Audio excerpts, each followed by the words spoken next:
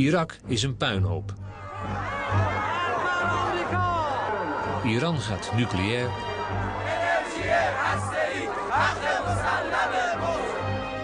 Israël is gedemoraliseerd en de Verenigde Staten zijn tot op het bot verdeeld. Tegenlicht zoomt in op het Midden-Oosten, 6 weken lang.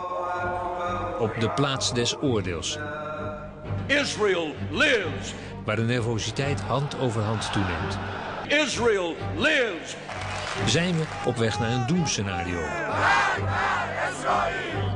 Deze week portret van een taboe. Het doen en laten van de machtige Israël-lobby in de Verenigde Staten.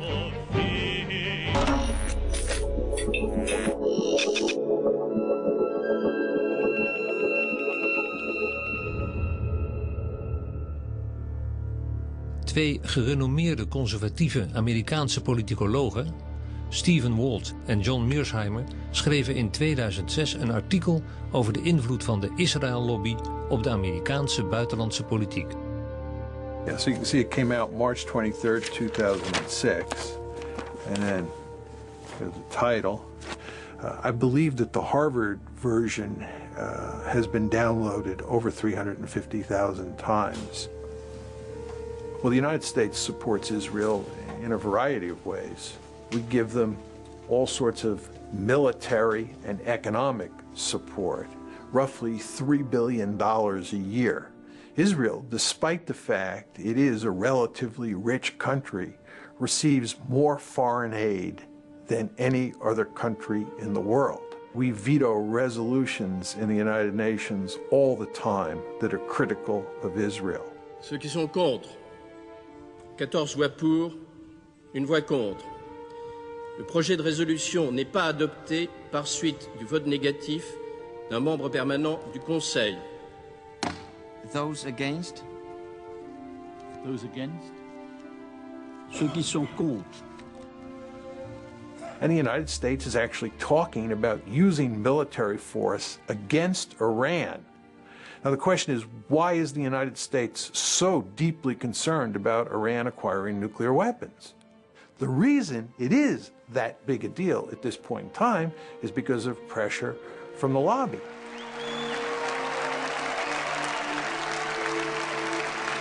Thank you.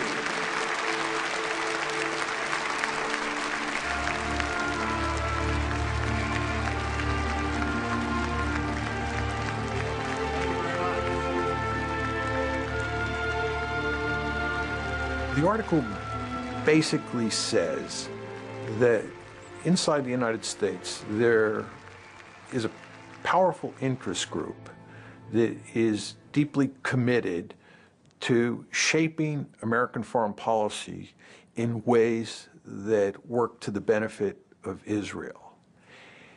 And second, the article argues that the policies that the United States ends up pursuing in the Middle East because of the lobby's force in the decision-making process are not in the American national interest. Troops out now! Stop the war! Troops out now! Stop the war! He's going to pass this message on to them.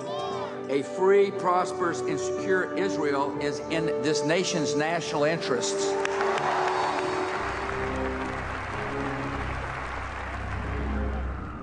In deze tijden van grote politieke onzekerheid in de Verenigde Staten en de naderende nederlaag in het Irak-moeras heeft dit artikel veel stof doen opwaaien. En zijn democraat en republikein, Amerikaan en Israëli, Jood en christen, isolationist en interventionist over elkaar heen gevallen.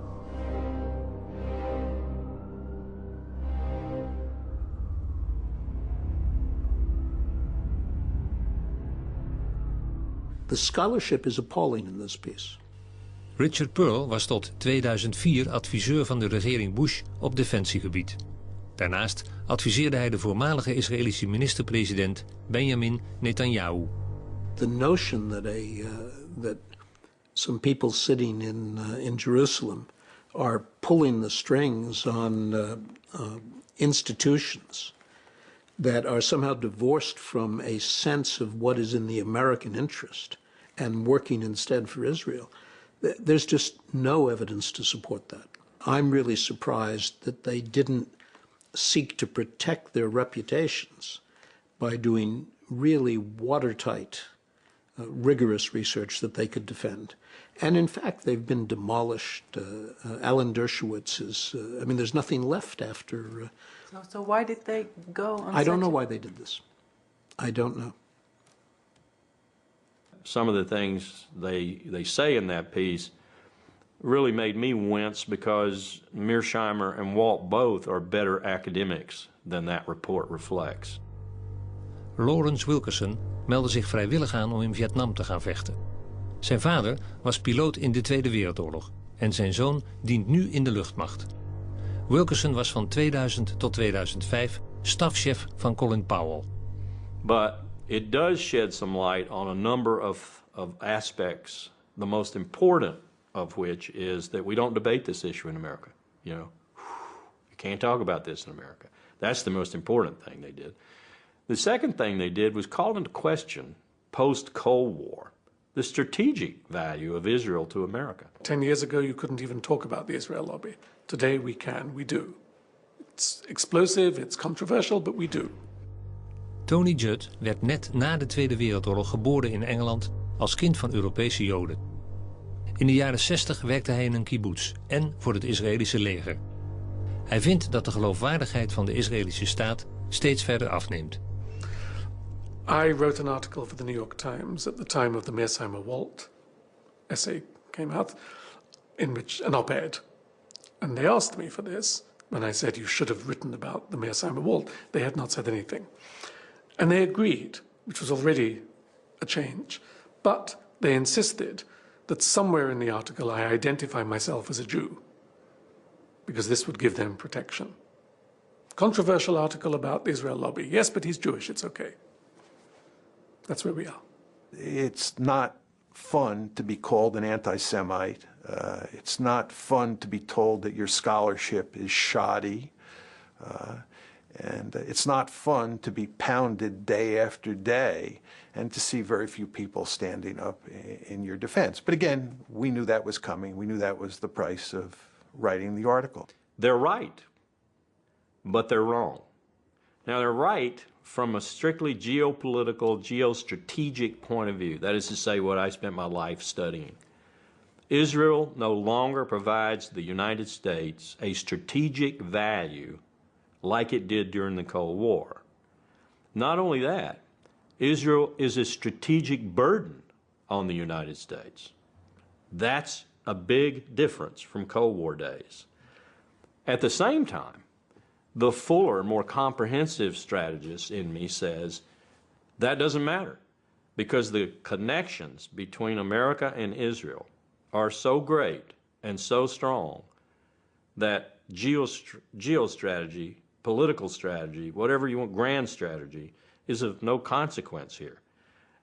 You actually take that psychological component up to the level of grand strategy, and you say, America can't get out of this even if it wanted to. So, Mr. Walt, Mr. Mearsheimer, you may be technically right, but you are pragmatically wrong because America simply cannot say, Israel, you're on your own. It just wouldn't work. And one of the reasons it wouldn't work is because we have a very powerful Jewish lobby in America. Is a crime from Iraq to Palestine. Occupation is a crime from Iraq.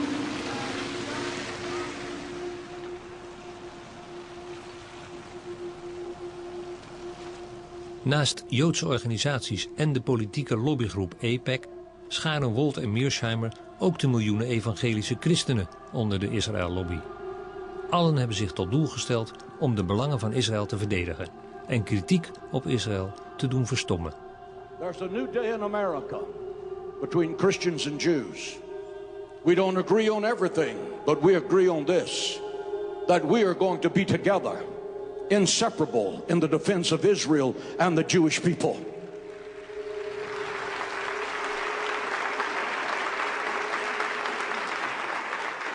We have millions of people in the infrastructure. We have over 22,000 spiritual leaders, and some of those spiritual leaders have 1 million or 1.5 million names on their mailing list. We have the major radio, television ministries in America supporting what we're doing because every evangelical believes the Bible, and the Bible has a clear mandate to be supportive of the state of Israel. Volgens John Hagee verplicht de Bijbel alle christenen om Israël te steunen. Ook ziet hij Iran en andere islamitische staten als de antichrist, omdat ze uit zijn op de vernietiging van de staat Israël. Na de laatste Libanonoorlog in de zomer van 2006 haalde zijn congregatie $8 miljoen op om de Israëli's te steunen. Again, there's a new Hitler, and he's the president of Iran, and he intends to build nuclear weapons, and his brazen declarations against the Jews in America have been carried on the front pages of America's newspapers. Ladies and gentlemen, we must demonstrate courage. We must demonstrate intellectual honesty. We must demonstrate the willingness to stand up and to speak out. We must act now to stop Iran before the maniacal dream of exterminating the Jewish people becomes a nuclear holocaust. And I am hopeful that the American government will have the courage to help Israel in its day of adversity against tyrants. I don't think there's ever a time that you can say you have enough support. I think that our objective is to always let our elected officials know that, A, we do support Israel, and that if anyone comes against Israel in a malicious way, we would do everything in our power to see that that was their last term in office.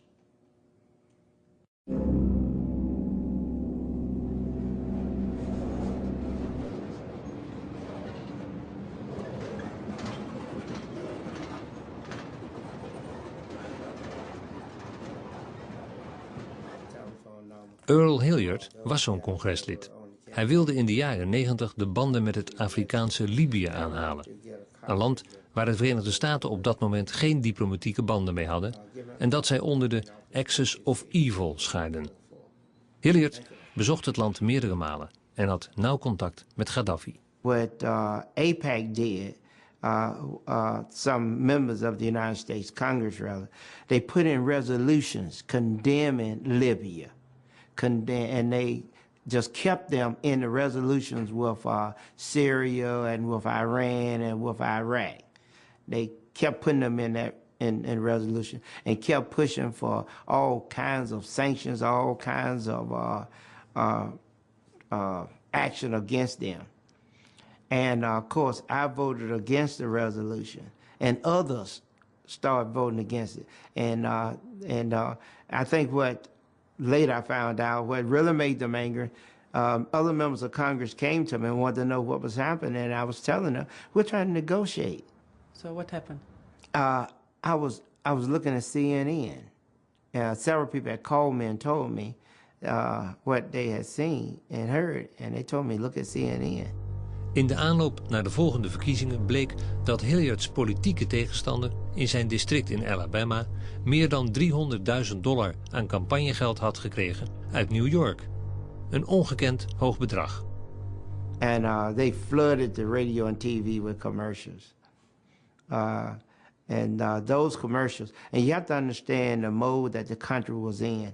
We had just gone through 9/11.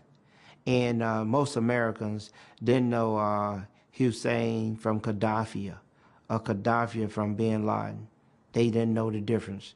They all saw them as the same. And the commercial, many commercials, put me with them, saying I supported them. Support and finance international terror network. It had image of the airplanes flying into the World Trade Center. I tell you, I was dropping rapidly in the polls. We had continued polling. I was dropping rapidly in the polling. I tell you, you have to admit it was well planned and they executed it. The afterthought is that, my goodness, they had it together. I lost the election.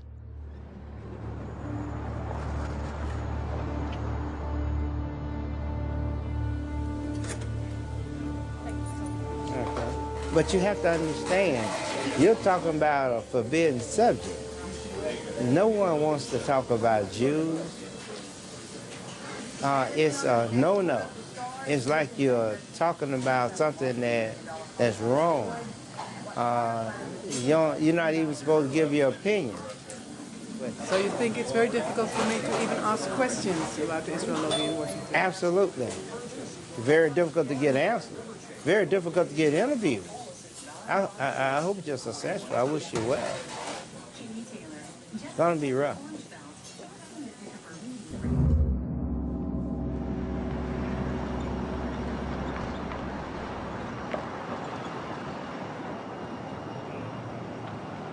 There is an enormous, very, very powerful machine out there that notes immediately when someone takes anti-Israel positions and moves out on the attack. I'll give you a very concrete example.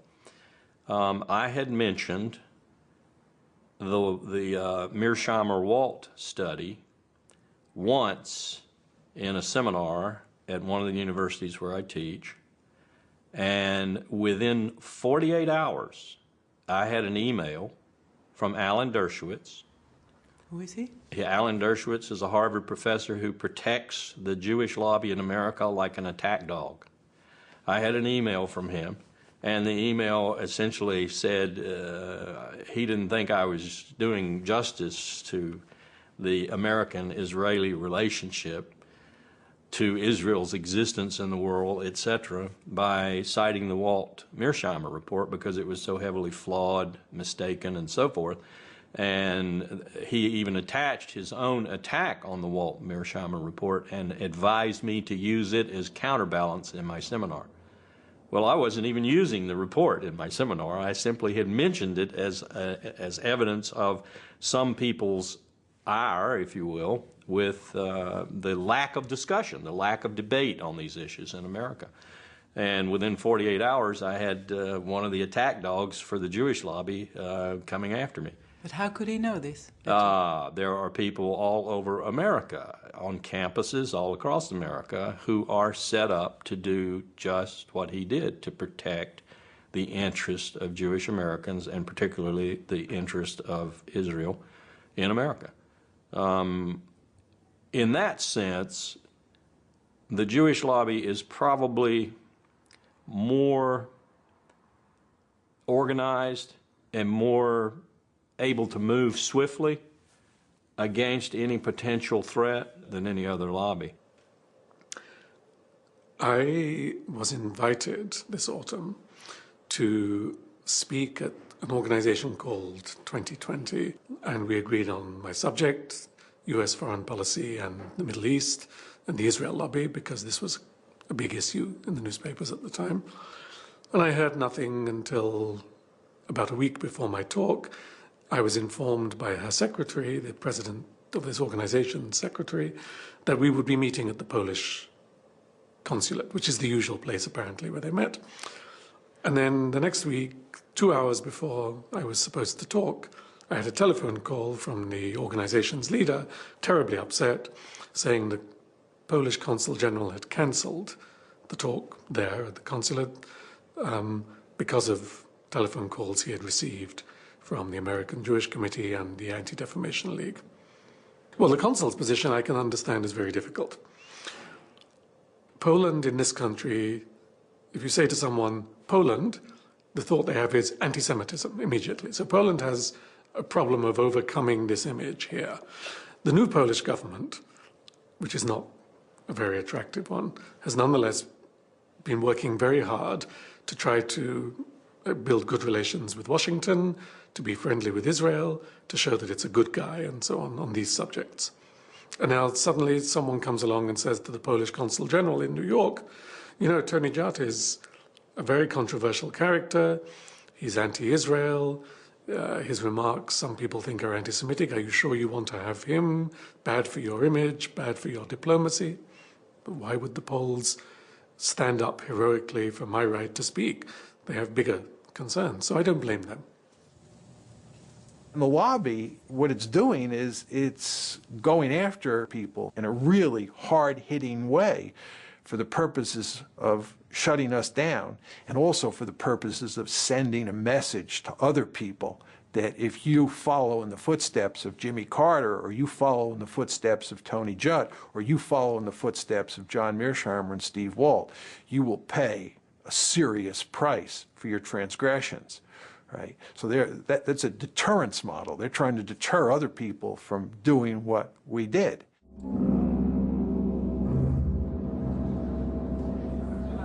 Kenneth Roth is directeur van Human Rights Watch, een onafhankelijke NGO die schendingen van mensenrechten onderzoekt. Na hun rapportage over de Libanonoorlog is Roth persoonlijk onder vuur komen te liggen. I was wondering if you can comment on the fact that in the press in the United States you are called an anti-Semite and demonizing the Jewish state concerning Human Rights Watch reporting in the Lebanon war.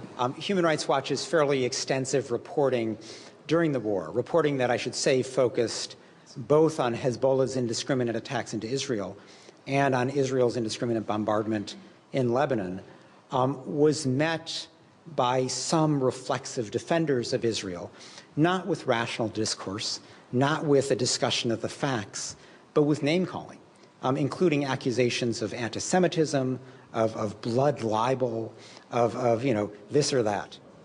We're used to being attacked by, say, the governments who we're criticizing. But in this case, the Israeli government was actually rather quiet. And indeed, we had what you might call a reasonable dialogue with the Israeli government in the course of the war about what was happening in Lebanon. But it was the supporters of the Israeli government, principally in the United States, although to a limited extent in Israel, who came at us full force. And that was unusual. Because we rarely encounter that kind of coordinated attack by ostensibly private individuals, people who had no official position with the Israeli government, but who had assumed for themselves the position of reflexively defending Israel, regardless of its conduct. It's going to be a big political fight. We'll be working in it. Thank you so much, and good luck to you, sir. Thank you. Does it matter that you are Jewish? I think in the course of the debate over the Lebanon war, it was significant because it was harder for the reflexive defenders of Israel to simply dismiss me as being anti-Semitic. It just didn't have any credibility. My father fled the Nazi Holocaust. My mother's parents fled pogroms in Poland and Belarus. I'm just not a candidate for anti-Semitism. And while there is the old kind of tired line of self-hating Jew, it doesn't describe me either, and nobody even really bothers with that kind of criticism anymore. Why? Why? Why not just let ineffective people like me do our little talking? Here we have to come back to something else. It wasn't always like this. It began in the 70s. With the rise of identity politics in this country, where it became fashionable and eventually politically and economically normal for people to think of themselves as Black Americans, Italian Americans, Irish Americans. No one says, I'm a Jewish American. If someone says you're a Jewish American, it has a slightly uncomfortable air to it. But they have to have an identity, the sense of the need to have the same kind of cultural identity as Italian Americans or Black Americans or Hispanic Americans have, has created in the American Jewish community two external identification tags. One is Israel, and the other is Auschwitz. So to speak, one in space and one in time. To be a Jew is to be moved by the memory of the Holocaust and to identify with Israel, even if you have no personal connection with the Holocaust and you've never been to Israel, which is true for most of them. The result is that they are extraordinarily sensitive politically and personally. It's not an invented political thing. People feel this, to any suggestion that there is criticism of Israel or forgetting of the Holocaust, because it touches the core identity of American Jews.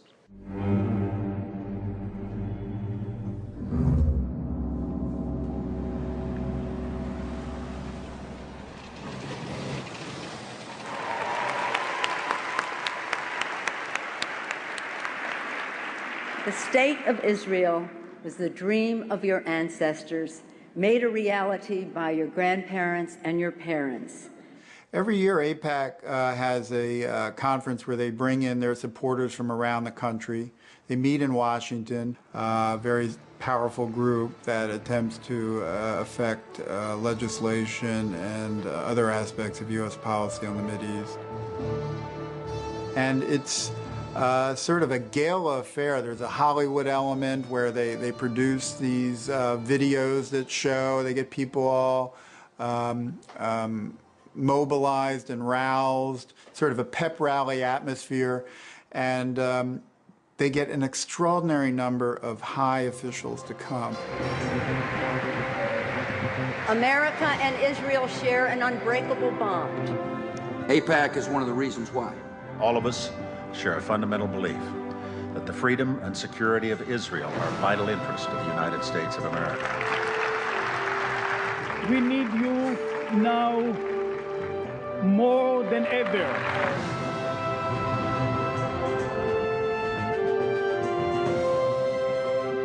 It's become like it's a ritual where the officials have to go to sort of show that they are on AIPAC's side.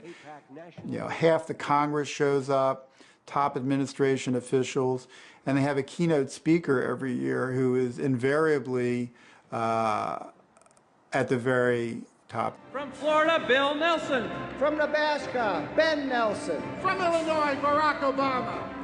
From Arkansas, Martin Ryan. Can we have a picture first, please? Wait. I think I might have blanked on that one. From South Carolina, Joe Wilson. From California, Lynn Woolsey.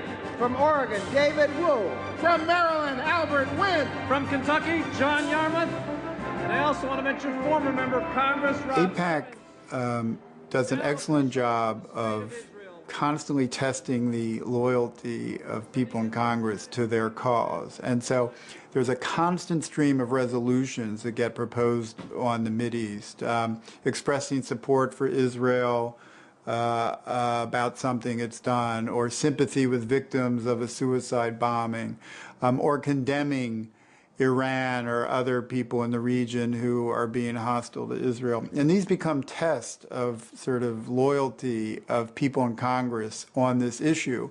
And those who vote in the way that AIPAC wants will in many ways be rewarded ultimately with campaign contributions from people sympathetic to AIPAC. AIPAC itself does not give money, but they sort of, this whole series of votes and their very careful cataloging of how people vote very much affects where people make decisions about who to give the money to. Money does not flow into a particular congressman's coffers or a senator's coffers unless he supports positions taken by the lobby. That's their first, I think, major influence is money. And this administration is awash in money, more so probably than any administration in American history. For 2 months, we've been trying to get in contact with Congress people who voted nay to certain of the bills that were supported by AIPAC, but nobody wanted to speak to us. Is that normal? Yeah, this is an issue where a congressperson will see no gain to be made by speaking on it. Just even voting against AIPAC's recommended positions is perilous for them because it can lead to a reduction in campaign funds. It can create all kinds of problems in their home district. But they voted nay. I mean, they did. But they don't want to go even more public about it. A film clip in particular, can you imagine a campaign opponent using that? It could become the basis of a negative campaign ad. And look, this person is against Israel's interest. So whenever I have spoken to people on Capitol Hill about this, it's almost always on a not for attribution basis.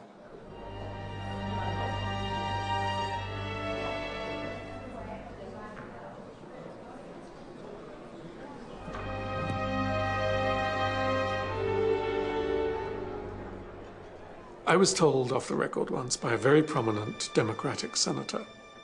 We were at a meeting in Paris, and it was late in the evening. We were sitting in a hotel. He was talking about the Middle East, and he was saying things about Israel which were very similar to the criticisms that I would make. And so I said to him, "But you never say these things in the Senate. Why not? Is it because you're worried about the Jewish vote?" He said, "Forget it. It's nothing to do with the Jewish vote. I come from a state, I can't tell you where because otherwise, where there are very few Jews, and they're all going to vote for me anyway. so it doesn't matter. So it's not the Jewish vote. That's not the issue. It's not money. I don't get money from the Israel lobby. That's not the issue. But he said, suppose that I walk onto the Senate floor and say in a moving speech why we need to take our distance from Israel and understand better what has happened to the Palestinians. Maybe I would win 5, 10 senators over to a general motion criticizing Israel, maximum. He said, but that's all I could get. And he said, in return, I would be finished in the Senate, because no one would ever vote again for my needs. If I wanted to move something for my state, or an education bill, or a financial bill, or a tax bill, or anything to do with domestic policy, nothing to do with Israel, I would be punished. I'd bet that it's impossible for either Steve or I to ever get a high-level policy-making position in the American government. For example, Steve was invited to go to a dinner with an aspiring presidential candidate at Harvard. And the person who had invited Steve to this dinner came to see Steve about a week after the piece came out. And she said that she had to disinvite him from the dinner because the presidential candidate's staff had called and said that it would not be acceptable for the presidential candidate to be at a dinner with him. America and Israel have a special friendship. You have devoted yourselves to strengthening the bonds between the United States and Israel. The United States will stand with Israel now and forever. If a politician would rise with this point of view, that the United States should stop supporting Israel, what would be the effect, do you think? He'd lose the next election. Almost certainly. Now, there may be a district here or there out of the... We have 435 members of the House and 100 senators, 535. We have 52 governors.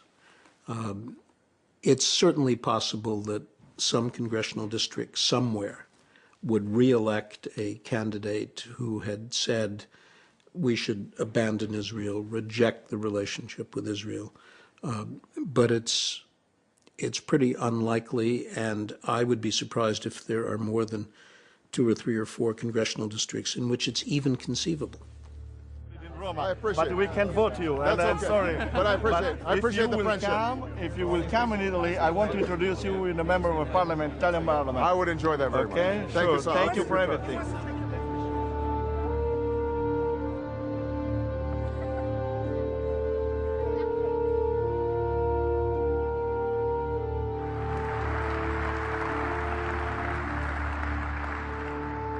Friends owe it to friends to be as candid as possible. So let me say that a precipitous American withdrawal from Iraq would be a disaster for the United States and the entire Middle East. A sudden withdrawal of our coalition would dissipate much of the effort that's gone into fighting the global war on terror and result in chaos and mounting danger.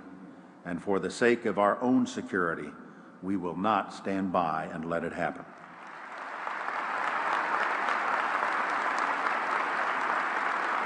I would argue that had you not had all of these neoconservatives prominently placed inside the Bush administration, that Colin Powell would have never ended up giving that disgraceful presentation in early February 2003 that played such a critical role in turning American public opinion.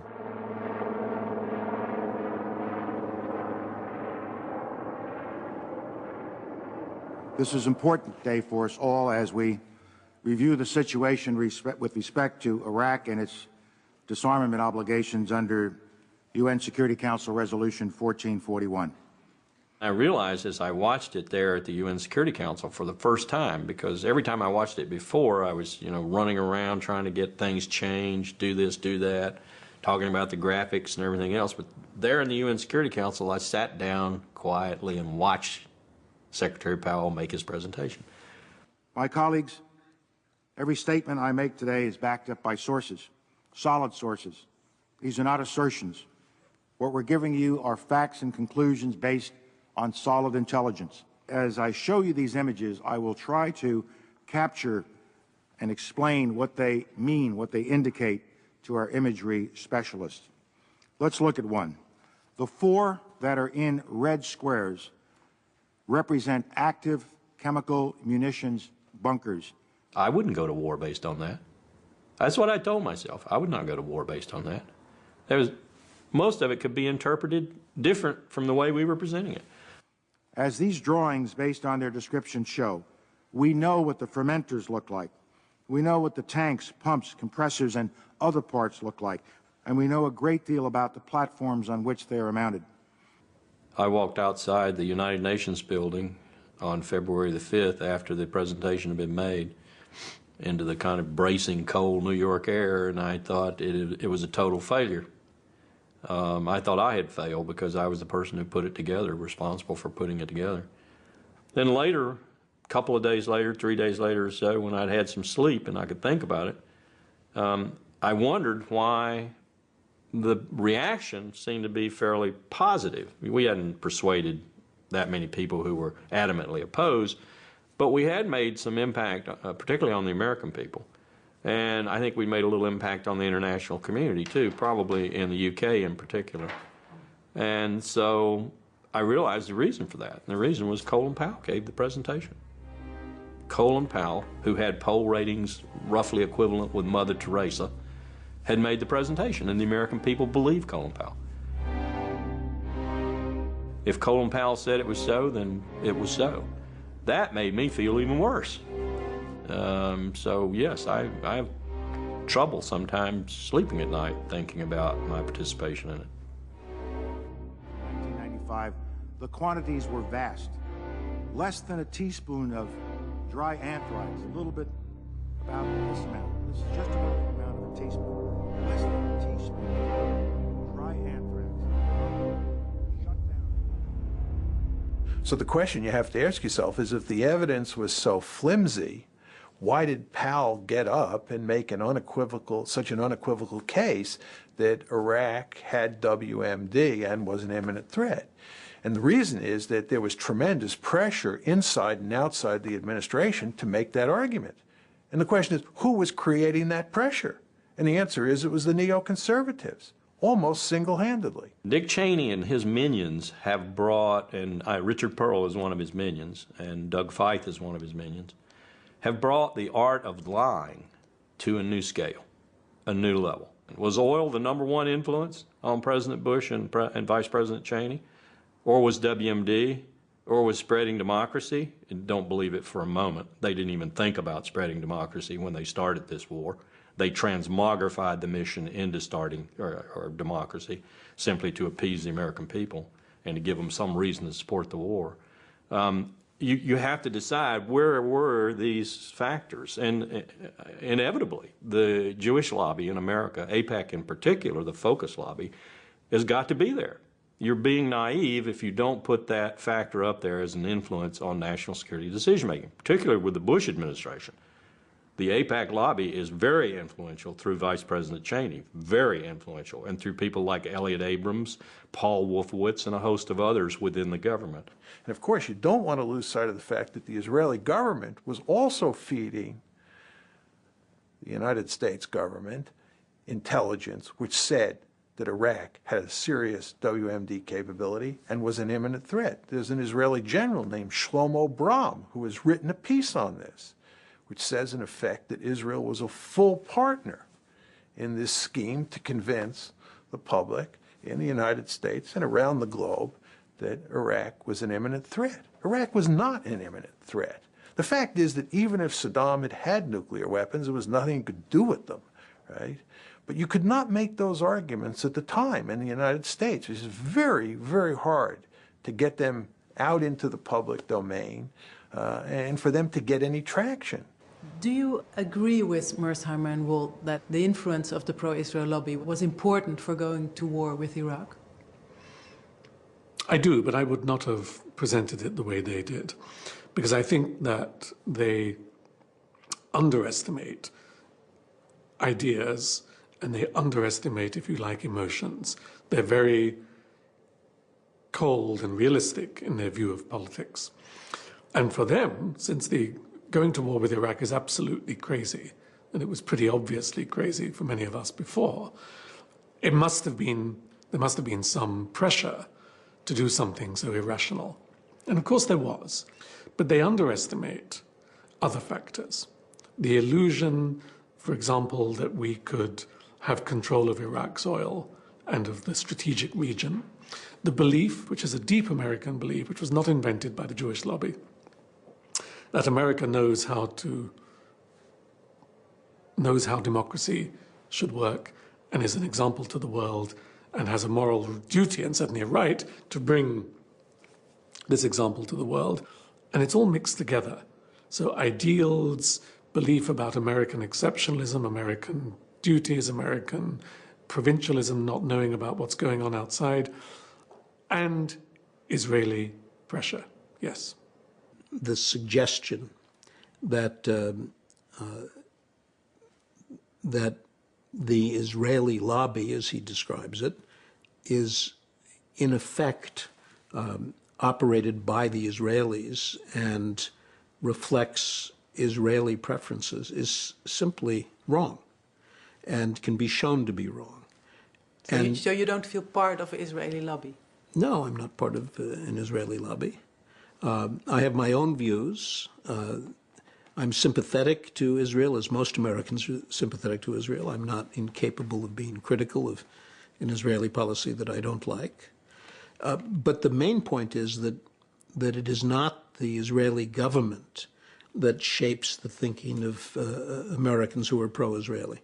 Richard Pearl would probably say in response to your question, if you got the truth out of them, Israel's interests and America's interests are the same. And so if I'm an advocate for Israel's interest, I'm an advocate for America's interest. And I would say back to them, again as a strategist, bullshit. No two countries in history, and no two countries in the future in history, I will predict, will ever have coincidental national interest all the time. No way.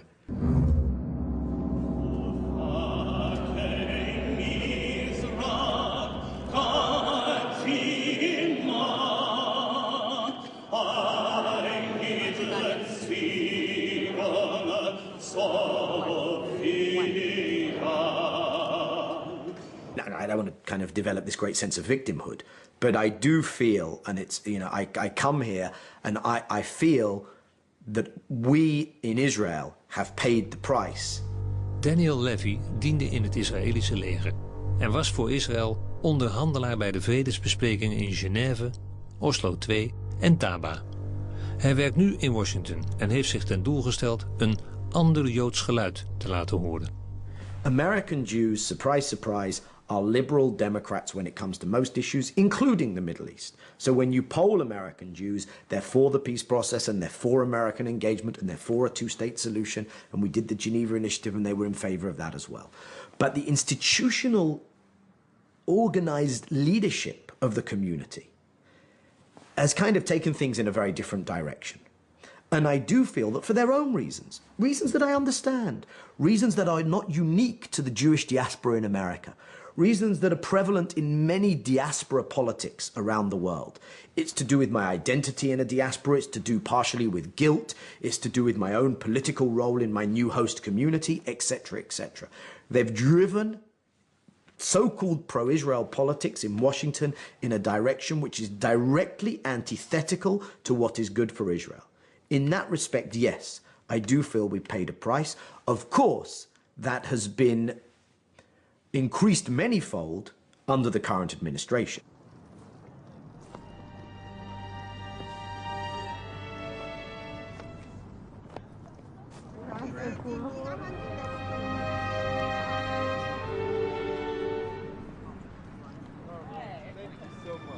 America has become part of the Israeli victim narrative. It began, I think, in the 70s, when one of the ways in which the African-American community could begin to get amends for slavery and the consequences of slavery was by emphasizing that it was a victim of history. That even if you or you didn't do it. History did it. Your grandparents did it. It's not a personal responsibility, but there's a cultural debt.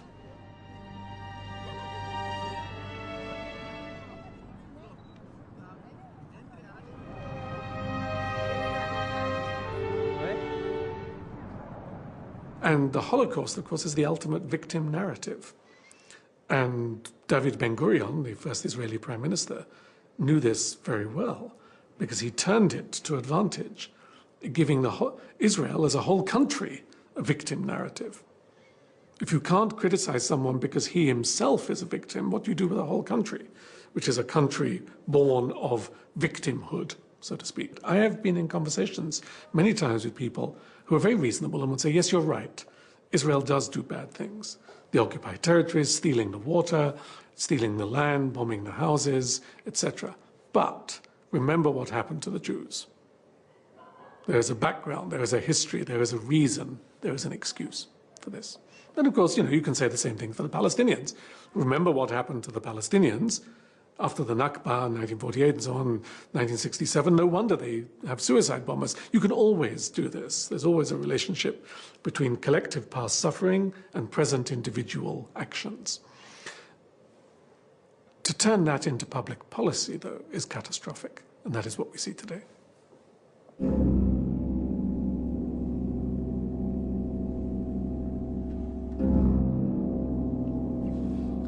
The what if.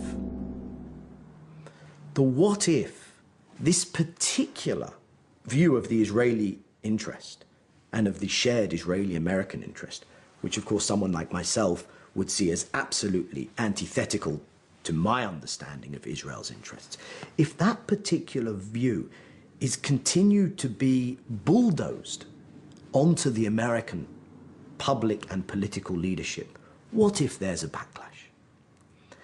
And the kind of backlash that I think can be envisaged is the kind of backlash whereby eventually enough of the American public, and eventually by extension their elected public officials, turn round and say, we need to disengage from our overstretch in the Middle East. Could be that as a consequence of what happens in Iraq and what happens in Iran, that people become very angry with our relationship with Israel, and there's just an upsurge of public opinion. It could be that you have 2 or 3 senators who come out and make a very forceful case for changing our policy. It just isn't going to happen. It is not going to happen. And you could eliminate by some waving a magic wand, you could eliminate the Israeli lobby that Walt and Mearsheimer talk about, and everything I've said would continue to be true. I will make a prediction. If this president orders us to go to war in Iran in the next 2 years, and he orders any considerable ground component to participate in that, Marines or Army, then I think you're going to see another major exodus from the armed forces, general officers, because I think they understand just how colossally wrong such a decision would be and how much that would be the precursor for, call it what you will, World War III, World War IV.